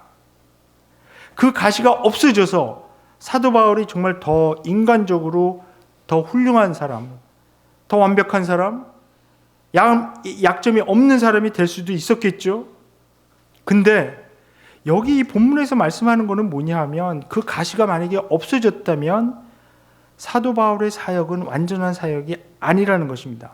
인간적인 능력은 더 있을지 모르지만 거기에 그리스도의 능력이 드러나지 않게 될, 그러니까 바울의 능력이 아닌 그리스도의 능력이 나타나는 그런 사역, 그것이 되려면 그 가시가 있었어야 되는 것. 하나님께서 응답하신 것이 바로 그거니까요. 너무나 사실 고통스러운 응답을 받은 거죠. 제 생각에는 하나님께서 이렇게 말씀하셨을 때 바울은 그 가시에 대해서 기도하는 것을 멈추었을 것입니다. 기도 응답을 받았으니까요. 그리고 오히려 사도 바울은 그 가시에 대해서 이 고린도 교인들에게 자랑하고 있습니다. 그 2세기경에 쓰여진 바울의 외모에 대한 기술이 하나 있는데요. 이 바울 행전, 바울과 테클라의 행전이라는 그 이제 책에 나오는 건데, 이게 역사적인 것일 수도 있고 약간 아닐 수도 있는 그런 거지만, 우리가 갖고 있는 가장 오래된 바울의 외모에 대한 기술입니다. 거기에 이렇게 적혀 있습니다. 바울은 키가 작고 머리가 벗겨졌으며, 머리 많이 없으신 분들 괜찮습니다. 바울도 머리 없었습니다. 다리는 휘었고 당찬 체격에 눈썹이 가운데로 쏠려 있고 코는 약간 휘었으며, 근데 이렇게 외모에 대해서 계속 얘기를 하다가요, 맨 마지막에 구절이 뭐냐 하면요, 은혜가 충만했더라 이렇게 나옵니다. 이 도대체 은혜가 충만한 게 외모랑 무슨 상관이 있다고, 이거 읽을 때마다 제가 너무 웃기는 거예요. 근데 그러면서 그 다음에 또 뭐라고 말하는지 아십니까? 그래서 어떤 때는 이 사람이 사람같이 보이기도 하고 어떤 때는 천사의 얼굴로 보이기도 했다. 그러니까 얼마나 은혜가 충만했는지. 근데 이 기술을 보면 키 작죠, 머리 벗겨졌죠, 다리는 휘었죠, 눈썹이 가운데로 쏠려 있고 코는 휘었죠. 이게 잘생긴 얼굴 절대 아니라고 생각을 하는데, 근데 뭐라 그러냐면 the face of an angel, 그걸 가졌다는, 어떤 때는. 그러니까 그 은혜가 그 외모를 이렇게 아름답게 보이게 했다는 거죠. 이 하나님의 은혜가 충만했기 때문에 사도 바울의 사역의 능력이 있었고 그의 편지의 능력이 있었던 것으로 믿습니다. 자신의 능력이 아닌 그리스도의 능력이 그곳에 있었기 때문입니다. 하나님께서 말씀하셨던 것은 그 가시를 제거함으로써 인간적인 능력은 더 있을 수 있을지 모르지만 그 능력은 사람의 능력이기 때문에 하나님께서 원하시는 완전한 능력은 될 수 없다. 그러니까 오히려 가시가 그대로 있기 때문에 사람의 능력이 아닌 그리스도의 능력이 온전히 바울의 삶 속에 또 그 사역 속에 나타나게 되었다. 바로 그것이 은혜라는 것입니다. 바울의 약함 때문에 하나님의 능력이 온전하게 나타났다고 하는 이 모순적인 진리는 이미 그리스도의 죽음과 부활 속에서 실증된 것입니다. 십자가에서 힘없이 죽임을 당하신 예수 그리스도, 세상적인 관점에서 보면 그 안에서 하나님께서 인류를 구원하시겠다, 그 방법을 통해서 인류를 구원하시겠다는 것이 얼마나 어리석게 들립니까? 푸리시네스로 들릴 수도 있죠. 그러나 하나님은 그 십자가의 약함 속에서 하나님의 은혜와 능력을 실현하셨습니다. 그래서 그 그리스도를 따르는 이 바울의 삶 속에서도 이 진리가 다시 한번 구현됐고요. 그래서 바울은 더욱더 기쁜 마음으로 자기의 약함을 자랑합니다.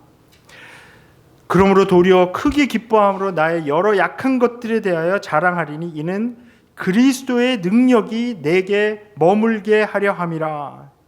여기서 이 마지막에 그리스도의 능력이 내게 머물게 하려 함이라.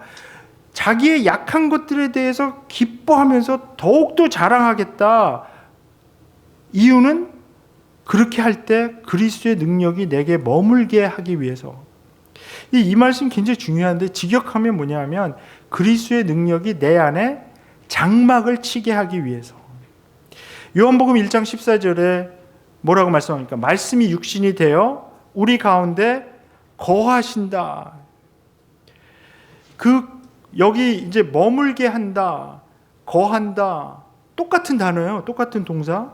근데 이 동사를 추적해 보면 이 출애굽기 25장에 이스라엘 백성에게 장막을 지으라 하시고 거기에 거하시겠다 한 그 말씀과 똑같은 동사입니다. 다시 한번. 그러니까 출애굽기 25장의 그 장막 가운데 거하셨던 하나님의 그 임재, 같이 하심을 여기서 의미하고 있는 건데요. 그러니까 지금 바울이 이야기하는 것은 뭐냐면 예수님께서 하나님의 말씀이 육신이 되어서 우리 가운데 장막을 치신 것처럼 하나님께서 그 장막 중에 항상 계셔서 이스라엘과 함께 하셨던 것처럼 바울이 깨달았던 것은 뭐냐면 자기 자신의 약함 때문에 그 가시 때문에 그리스도의 능력이 자기 몸 안에 장막이 되어 항상 임재하신다는 것입니다. 아주 간단하게 표현하면 그리스도의 능력이 바울의 몸 안에 텐트를 친 것입니다. 그 가시가 없었다면 그렇게 될 수 없었다는 거죠. 그러니까 바울은 더욱더 기뻐하면서 자기의 약함을 자랑한다는 것입니다. 근데 이 진리는 이 세상에서 가르치는 것과 너무나 다릅니다. 이 세상에서 가르치는 것은 무엇입니까? 우리는 약함을 벗어나야 한다, 이렇게 계속 가르치죠. 약함을 벗어나기 위해서 우리가 더 많은 능력이 필요하다. 파워가 있어야 되고요. 우리 그리스도인들이 능력을 갖지 못하면 다른 사람들이 우리를 깔볼 것이고, 그렇게 되면 복음도 안전해지고 하나님의 능력이 나타나지 않을 것이니까 더 많은 능력을 가지고 멋있고 약점 없고 훌륭한 사람이 돼서 그래야 복음을 나눌 수가 있다. 우리 어렸을 때부터 제가 정말 귀가 따갑게 들은 기도가 뭐냐면 꼬리가 되게 하지 마시고 머리가 되게 하소서. 그러니까 우리가 참 많이 싸우잖아요. 자기가 으뜸이 되려고. 그래서 제가 저희 아버님이 장로님이셨기 때문에 하여튼 저희 집에 오시는 목사님들한테 좀 계속 우리 도현이 기도해달라고 그러면서 제 머리를 들이밀으시. 제가 그래서 기도 무지무지하게 많이 받은 머리입니다, 이게. 그래서 이렇게 커졌는지도 모르겠는데요. 하여튼 그래서 계속 뭐냐면, 그러니까 우리가 공부도 잘해야 되고 높은 지위에 올라가야 된다. 그러니까 문제가 되는 게 뭐냐면 이 세상에서 가르치는 상식적인 진리와 너무나 비슷하다는 거죠, 이게. 그래서 그런 식으로 되지 않았다는 거죠. 그러니까 우리의 병 또는 어려움이, 우리의 어려운 환경이 하나님의 기적적인 도움으로 극복되어서 이기게 되고 환경이 나아지고 세상에서 멋지게 성공하는 모습을 보여주면 하나님의 능력이 나타나고, 만약 그렇지 않으면 하나님의 능력이 안 나타날 것이라고 했는데 사실은 정반대라는 것입니다. 이건 정말 세상에서 가르치는 상식적인 진리와 너무나 반대되는 것이고요. 바울이 이토록 처절한 편지를 쓰는 것은 이 세상의 진리가 교회 안까지 들어와서 고린도인들을 사로잡아 버렸기 때문에, 그러니까 하나님의 진리보다는 세상의 상식적인 진리가 지배하는 교회가 되어버렸기 때문에 이 세상의 신이 그들의 마음을 어렵게 하여 진리를 보지 못하게 했기 때문에 사도 바울이 이런 편지를 쓰고 있는 것입니다. 요즘 한국교회 보면 참 너무 걱정이 많죠. 사실 하나님께 영광 돌린다고 하지만 인간들이 사실 그 영광을 다 차지해버리는 교회에서 이걸 보면서 정말 이 세상에서 가르치는 문화와 원리가 자꾸 교회를 장악하고 있다는 생각을 지울 수가 없는 거죠. 특히 자랑의 문화, 힘의 문화가 교회를 장악해버린 것 같아요. 그래서 그런 유명한 이야기가 있습니다. 어느 대통령 말기에 이 한국 정부에서 종교계와의 관계를 개선하기 위해서 각 종파별로 이제 훈장을 2개씩을 주기로 하고 명단을 이제 각 종파별로 제출하게 했다고 했는데, 그래서 이제 2명씩의 명단이 청와대로 갔다고 합니다. 이 다른 종파는 잘 모르겠지만 개신교에서는 그걸 누가 받을 것인가를 놓고 아주 심한 싸움이 벌어졌다고 하는데요. 이제 결국 어떤 초대형 교회 목사님과 그 무슨 뭐 회장 뭐 이런 분이 가서 받았다고 그래요. 싸움에서 이기신 거죠, 이분들이. 근데 청와대 가보니까 이 천주교에서 추천한 2분은 도대체 누군지 모르는 어떤 할머니 수녀님 2분이 와 계셨대요. 그래서 도대체 이분들이 누구냐? 나중에 알아보니까 이 2분은 벽지에서 나환자와 장애인들을 돌보는데 평생을 바친 할머니 수녀님들. 그것도 그런 훈장 내가 왜 받느냐, 안 받겠다고 막 이러는 거를 반강제로 천주교에서 명령해서 받았다는 것입니다. 사실 이 개신교 목사 한 사람으로서 정말 이런 소식 접하면 얼굴이 막 화끈거리는 거죠. 누가 더 성경을 제대로 이해한 것입니까? 막 천주교 2단이니 뭐 3단이니 막 그러는데, 그렇게 막 비판하는 사람들이 사실은 성경을 제대로 이해한 것입니까? 어느 종파가 예수님의 본을 따라간 거죠? 누가 약함을 자랑한 것입니까? 하나님의 능력이 우리의 약함 속에서만 완전해지기 때문에 가시가 주어져서 우리를 약하게 합니다. 만약 그 가시가 제거된다면 우리는 인간적으로는 더 강해질지 모르지만 하나님께서 그의 목적을 위해 쓰시기 원하는 그 능력은 드러나지 못할 것이라는 것입니다. 이거 패러독스죠. 이해하기 쉽지 않습니다. 그러나 그것이 하나님께서 일하는 방법이라고 믿습니다. 시간이 많이 가서 결론적으로 2가지 말씀드리고 마치겠습니다. 제가 이런 얘기를 하면 한 20분 더 남았다는 소리입니다. 첫째는 우리가 우리 삶에 있는 가시를 끌어안아야 합니다. 무슨 얘기냐면 영어로 표현하면 오운해버려야 되는 거예요. 그러니까 그 가시에 질질 끌려다니는 삶을 사는 것이 아니라요, 그 가시를 완전히 내가 딱 잡아쥐는 거죠. 그러니까 많은 분들이 고난을 당하고 약함이 있고 막 가시가 있지만 그 모두의 삶에서 하나님의 능력이 나타나는 것은 절대 아닙니다. 왜냐하면 어떤 사람들은요, 그 가시 때문에 기쁨을 잃어버리고요, 불평에 가득 찬 그런 삶을 살게 됩니다. 근데 반면에 어떤 사람들은 오히려 그 가시 때문에 그 가시를 오온해버려서 그 가시가 있고 약함이 있는데 오히려 그 약함으로 인해서 그리스도의 능력이 온전하게 나타나는 삶을 살아간다는 것이죠. 차이가 무엇이냐 하면 그 가시, 약함을 끌어안고 오히려 그 약함 때문에 하나님께 더 복종이 되는 거죠. 그래서 그리스도의 능력이 그의 삶에 장막치도록 하는 데 있다는 것입니다. 그러니까 우리가 우리의 어려움, 고난, 약함 이런 것에서 그냥 계속 벗어나려고만 한다면, 그러니까 이게 없어져야 조건을 자꾸 다는 거죠. 하나님 이거 없애주시면, 이거 해결해 주시면, 뭐뭐 해주시면 그 다음에 내가 어떻게 막 이렇게 기도를 한다는 거죠. 그렇게 계속 벗어나가려고만 한다면 우리가 정말 십자가의 길을 따라갈 수가 없다는 겁니다. 그리고 하나님이 사역을 할 수도 없고요, 그리스도의 능력이 정말 우리 삶 속에서 드러나지 않는다는 것입니다. 그래서 우리가 오히려 그 가시 때문에 우울해지고 약해지고 막 불만만 가득 차는 것이 아니라 오히려 새로운 관점을 갖고 그거를 대하는 겁니다. 오히려 그것에 대해서 더 감사드립니다. 하나님의 은혜가 족하다는 것을 인정합니다. 그래서 오히려 그 약함 때문에 우리 삶 속에 그리스도의 능력이 장막치도록 하게 되는 겁니다. 그래서 우리 공동체가 중요합니다. 교회가 무엇입니까? 교회는 가시를 안고 살아가는 사람들의 공동체입니다. 하나님의 교회에는 강한 사람들 대신 약한 사람들이 가득 차야 한다고 믿습니다.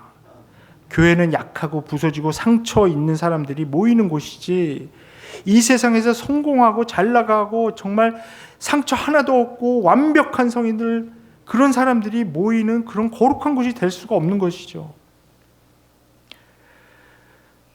자기가 세상에서 성공한 거 갖고 들어와서 자랑을 늘어놓는, 그래서 다른 사람들 막 혈압 올라가게 하는 그런 곳이 돼서는 안 된다는 겁니다. 그래서 제가 우리 교회에서도요, 제가 부임한 지는 얼마 안 됐지만, 근데 제가 정말 느끼는 게, 그 경험하는 게 뭐냐면, 우리 정말 한국 분들 대단하신 것 같아요. 정말 우리 이 자녀들 이 키우신 거 보면요, 대단한 자녀들 되게 많아요. 되게 많은데 그 자녀들에 대해서 얘기하는 거 조심하시라고 저는 성도님들한테 계속 얘기합니다. 저희. 왜냐하면 알게 모르게 자녀 때문에 속 썩는 분들 무지하게 많아요. 또. 그러니까 말이 안 된다. 자녀가 잘 된 분들도 무지하게 많고 안 된 분들도 무지하게 많고 이러면 안 되니까. 아무튼. 근데 하여튼 양쪽이 더 많은 것 같아요. 그러다 보니까 어떤 분들은 교회에 와서, 사실 그렇잖아요. 뭐 저도 뭐 이제 나이 먹고 그러니까 자녀 얘기할 때 제일 신나고 그래요. 근데 얘기를 하다 보면 그런 얘기 때문에 어떤 분들은 조용해지세요. 그게 제가 많이 경험을 하는 겁니다. 그래서 우리 자녀 얘기할 때 조심해서 했습니다. 물론 그것 때문에 하나님께 영광 돌리고, 참 우리 자녀들 잘 키워서 이렇게 잘 되고 다 좋은데, 근데 그런 것 가지고 상처받는 사람들이 있으면 안 되겠다는 그런 생각을 하는 것이죠. 교회는 상처받고 부상 입은, 세상에서 이 십자가를 갖고 싸우다가 그런 부상받은 죄인들이 모여서 치유받는 병원이 오히려 되어야 된다고 생각을 합니다. 강함보다는 약함이 자랑되어지는 곳이 되어야 합니다. 우리가 하나님의 강함을 경험하기 위해서는 우리의 약함을 자랑해야 합니다. 사실 이 세상을 둘러보십시오. 이 세상에는 자기가 강한 척하는, 그러니까 자기가 약한 것을 감추려고 강한 척하는 사람들로 가득 차 있지 않습니까? 자기의 약점은 대대로 감추고 상처 없는 척하고 강한 척합니다. 그렇게 하기 위해서 온갖 허위를 치장하고요, 사회적 지위로, 돈으로, 학식으로 막 배경으로 치장해서, 그리고 그 뒤에 숨어서 사는 것이 세상 사람들이 사는 방법 아닙니까? 그러나 우리는 어떤 복음을 믿는 사람들입니까? 우리가 믿는 복음은 예수님께서 거짓 없이 약하게 나타나셨기 때문에, 그 부끄러운 십자가에 발가벗겨진 채로 매달렸기 때문에 얻어진 구원을 말하는 그런 복음을 우리가 믿고 있잖아요. 그러니까 우리는 솔직해질 수밖에 없는 것이죠. 교회 안에서는 치장 안 해도 되는 이런 안전한 공동체가 있어야 합니다. 그래서 정말 이 교회 공동체가 너무나 중요하고요. 이 솔직한 복음 안에만 참된 치유가 있다고 믿습니다. 그래서 제가 이번에 만나게 된 우리 정말 사랑하는 성도님들께 제가 권면하겠습니다. 더 성숙한 교인들로 나아가십시오. 우리의 삶 때문에, 우리의 삶의 어려움 때문에 질질 끌려다니지 않는 그런 성숙으로 나아갔으면 좋겠습니다. 자, 그렇게 하기 위해서 이 안전한 공동체를 여기서 만들어야 하고요, 더 솔직해지면 좋겠어요. 교회에 나와서 여러 가지 모습으로 이렇게 치장하지 마시고요, 그 직분이 있는 분들은 특별히 그 직분이 여러분의 진정한 모습을 감추는 데 쓰이는 가면이 되게 하지 마시고, 오히려 직분을 받음으로 인해서 한꺼풀 더 벗어 던지면 좋겠습니다. 그래서 조금이라도 가식의 모습이 있다면 점점 한꺼풀씩 내려놓는 거죠. 그래서 약함을 자랑해도 되는 그런 공동체 안에서 약함을 자랑하는, 그럴 때 우리가 치유가 될 수 있습니다. 그러니까 우리 교회 공동체가 정말 치유 공동체가 돼야 되는데요. 강함을 자랑하는 곳에서는 치유보다는 상처받아요, 자꾸. 오히려 약함을 드러내고. 근데 제가 왜 안전한 공동체라는 말씀을 자꾸 드리냐면, 우리가 그렇잖아요. 솔직하게 자기의 약점을 얘기를 했는데 그 얘기를 한순간, 여기서는 뭐 동산이라 그러나요? 목장, 동산? 그런 데서 이제 그런 얘기를 나눴단 말이에요. 근데 24시간 안에 온 커네리컷이 다 알게 되는 그런 현상이 있으면 누가 나누겠어요. 그죠? 그러니까 지켜줄 거는 지켜주고, 이렇게 내가 이런 약점, 어려움을 나눠도 이것은 안전하게 그런 기도 제목을 나누고 그랬을 때, 그 솔직하게 나눴을 때 기도해주고 위로해주고 그런 거지. 알고 보니까 저런 문제가 있었잖아 이러면서 그냥 막 카톡으로 막 이메일로 막 돌리고 그러면 큰일 나겠죠. 그래서 이런 안전한 공동체가 정말 중요하다고 생각을 하고요. 그래서 이 교회 공동체가 정말 약함을 숨기고 강한치 않은 그런 가식의 공동체가 아니라, 근데 제가 뭐 사실 어제 와서 이틀 동안 제가 지냈지만 모르겠습니다. 아주 좋은 분들만 저를 대접해서 그런지는 몰라도 너무나 솔직하시고 좋으신 분들이세요. 그래서 항상 이런 이 설교하거나 이런 말씀을 전할 때 이런 말씀을 들어야 하는 분들은 잘 안 오죠, 집회. 그리고 안 들어도 되시는 분들만 잔뜩 와 계신 건데요. 뭐 그래도 할 수 없죠. 그래서 이 교회가 정말 이 약함을 숨기고 강한치 않은 것이 아니라 약함을 드러내놓고 안심하고 자랑해도 되는 치유의 공동체가 될 때 그리스도의 능력이 이곳에 장막을 치십니다. 자기의 강함만을 자랑하는 곳에 무엇하러 예수님이 와서 텐트 치시겠어요? 안 치십니다. 자, 두 번째, 마지막입니다. 이곳이 그렇게 경험한 하나님의 은혜가 계속 흘러나가는 그러한 미셔널 커뮤니티가 됐으면 참 좋겠습니다. 그래서 사실 요즘 뭐 선교적 교회 이런 얘기 많이 하는데요. 이 선교사 많이 보낸다고 선교적 교회가 되는 것이 아니라 선교적 삶을 사는 곳이 선교적 교회가 되는 것이고요. 그러니까 우리의 삶이, 또 우리 교회 공동체가 은혜가 막 흘러 넘쳐가는, 우리 삶이 그런 통로가 되어야 되겠죠. 우리 삶이 이 컬데색 같이 이렇게 꽉 막힌 골목이 돼서는 정말 안 되겠죠. 어떤 분들에게는 그런 삶을 사시는 분들이 있어요. 은혜가 가긴 가는데 거기만 가면 더 이상 흘러가지 않는, 들어가기만 하면 그냥 꽉 막혀버리는. 그러나 은혜가 흘러 들어가서 그것이 다른 사람들에게 막 흘러 넘쳐가는 그런 통로가 되는 그런 삶이 되면 참 좋겠습니다. 자, 제가 마지막으로 말씀드리고 싶은 것은 예수님께서 우리의 가시에 대해서 너무나 잘 아신다는 겁니다. 사실 이게 좀 약간 알레고리컬한 해석이 될 수가 있는데요.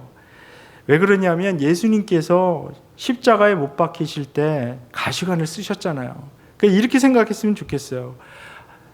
주님께서 가시로 가득 만들어진 왕관을 이미 쓰시고 그 고통을 받으셨기 때문에요.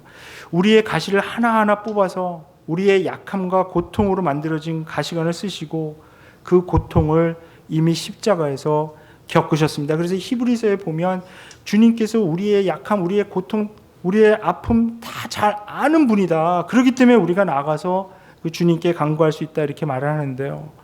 그래서 주님께서는 그 가시가 우리에게 주는 고통 너무나 잘 아십니다.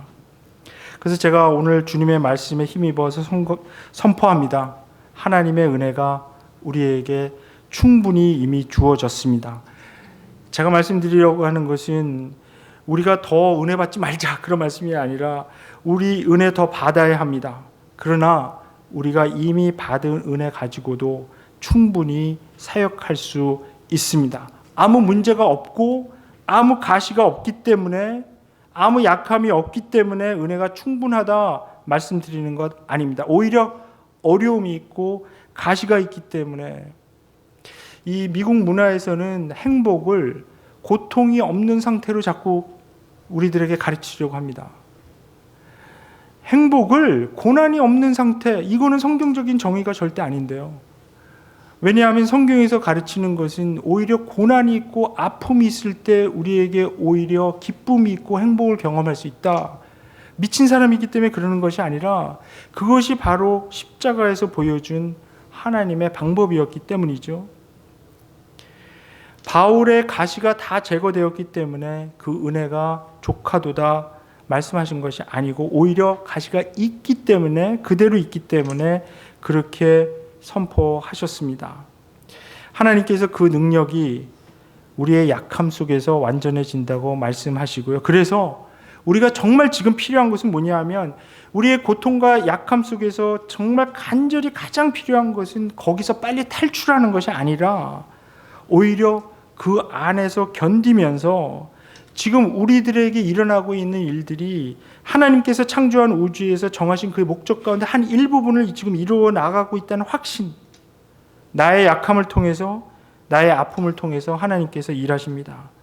예수님을 십자가로 이끌고 간 그 은혜와 능력이 우리의 약함과 아픔 속에서 영화롭게 되고 있다는 확신을 가지고 그래서 이 진리를 깨달은 사람들이 또 다른 사람들도 그 은혜를 경험할 수 있도록 계속해서 흘러나가게 하는 것, 그것이 바로 우리의 사역입니다. 이 세상은 이 진리를 이해하지 못합니다. 이 원리를 비웃을 것입니다. 그러나 우리는 이 원리가 하나님께서 정하신, 그러니까 하나님의 원하시는 진리인 것을 압니다. 왜냐하면 예수님께서 십자가에서 이 원리가 어떻게 가능한지 몸소 보여주셨기 때문입니다. 그래서 우리가 십자가를 바라보고 우리의 약함을 끌어안고 하나님께 나아갑니다. 우리 한번 같이 기도하겠습니다. 우리 잠시 기도할 때 이렇게 기도했으면 좋겠습니다. 하나님, 하나님의 은혜가 족하다는 것 인정합니다. 나의 아픔과 나의 고난 또 나의 가시 때문에 오히려 하나님의 은혜를 경험하는 삶이 되게 도와주세요. 잠시 그렇게 기도하고 우리 목사님께서 나오셔서 마무리하겠습니다.